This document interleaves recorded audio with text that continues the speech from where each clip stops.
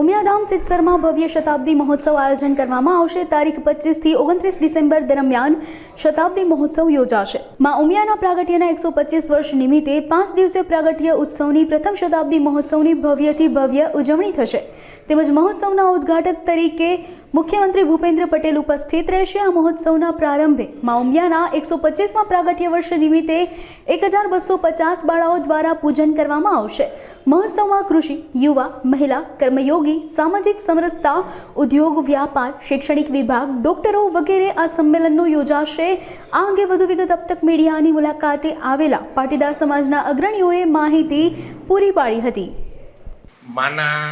ઉમિયામાના પ્રાગટ્યના સવા શતાબ્દી મહોત્સવના 25 થી 29 ડિસેમ્બરના એક ભવ્યથી ભવ્ય પ્રોગ્રામમાં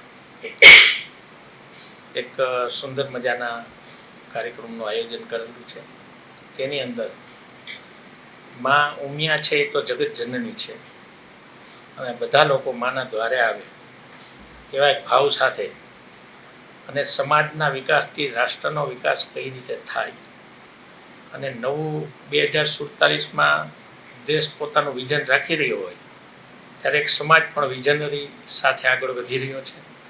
ચાહે પછી એજ્યુકેશન હોય, એગ્રીકલ્ચર હોય, પ્રાકૃતિક ખેતી હોય, ઉદ્યોગ હોય, એની અંદર સમાજનું દાયિત્વ કઈ રીતે વધુને વધુ પાર્ટિસિપેટ થાય અને નવા યુવાનોને કઈ રીતે રોજગાર તથા બધી તકો એને સાંપડે એ હેતુથી લક્ષ્મીની સાધના દ્વારા સરસ્વતીની આરાધના એવા કોન્સેપ્ટ સાથે નવી એક સમૃદ્ધિ યોજના પણ સમાજ દ્વારા ડિક્લેર કરેલી છે અને એની અંદર 400થી વધુ કરોડના શૈક્ષણિક માટેના ધામ અને એની અંદર દરેક જ્ઞાતિના બાળકો એજ્યુકેશન લઈ શકે એવા ભાવ સાથે આ ઉત્સવનું આયોજન કરેલું છે।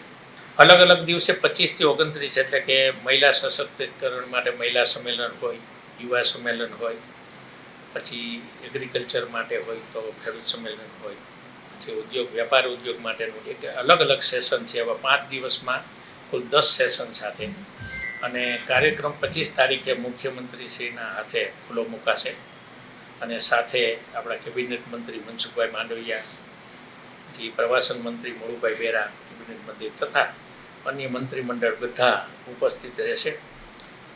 રમેશભાઈ ઓઝા સંત મહાનુભાવ તરીકે, મોટિવેશનલ સ્પીકર તરીકે જય વસાવડા તથા અન્ય ધર્માચાર્યો તથા રાજકીય મહાનુભાવો અને સમાજ શ્રેષ્ઠીઓ દ્વારા આ કાર્યક્રમને સુંદર રીતે પાર પાડવા માટે અને સમાજ દ્વારા અલગ અલગ સર્ક્યુલર પત્રિકાઓ મોકલી અને એનું નામાવલી નોંધ કરાવેલ છે અને બાળાઓના હાથે એટલે લક્ષ્મી સરોવર છે એવું પ્રસ્થાપિત કરવા માટે આ મેં કાર્યક્રમનું આયોજન કરેલું છે। સુંદર કાર્યક્રમ પંચદિવસીય છે।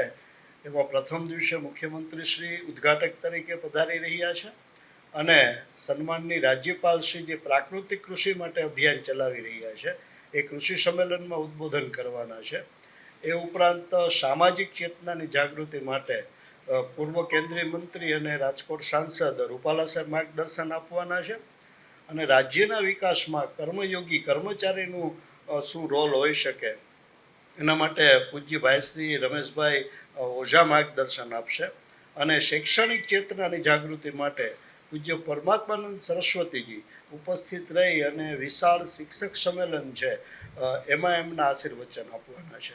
તો આવા અનેક સંતો મહંતો છે એ અલગ અલગ સમિતિમાં આવવાના છે। વિશેષ રીતે રાષ્ટ્રીય સમરસતા સંમેલન જે ત્રીજે દિવસે આયોજિત કરવામાં આવ્યું છે એમાં સૌરાષ્ટ્રભરમાંથી દરેક સમાજના આગેવાનો ઉપસ્થિત રહેશે અને રાષ્ટ્રીય સ્વયંસેવક સંઘના સમરસતા પ્રકલ્પના અધ્યક્ષ છે રવિન્દ્ર કિરકોળેજી એ ખાસ ઉપસ્થિત રહી અને રાષ્ટ્રીય સમરસતા સંમેલનમાં એકબીજાનો ભાઈચારો દરેક સમાજનો કઈ રીતે વિકસે એના માટે માર્ગદર્શન આપે છે। અને ઉમિયાધામ સિત્સરમાં તો દરેક સમાજ માતાજીના આંગણે દર્શનાર્થે પધારે છે અને પ્રસાદી આરોગે છે।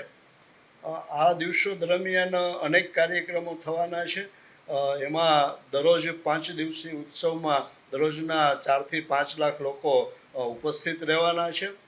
વિશેષ રીતે ત્યાં સાંજે જે માતાજી વેણુ નદી છે એ કૃષ્ણ ભગવાનની બંસીથી પ્રાગટ્ય થયું છે તો એ વેણુ નદીના કિનારે સહસ્ત્રદીપ આરતી થવાની છે અને એમાં એક વિશાળ વોટર લેઝર શોમાં આખો જે માતાજીની પ્રાગટ્યનો ઇતિહાસ અને સામાજિક ચેતનાની મંદિર દ્વારા જે પ્રવૃત્તિ થાય છે એ ઉપરાંત પાટીદાર વિઝન 2047 જે અમારા જગદીશભાઈએ તૈયાર કરેલું છે એના માટે પણ એ ડોક્યુમેન્ટરી અલગ ટેકનોલોજીથી ત્યાં વેણુ નદી ના કિનારે પ્રગટ થવાની છે.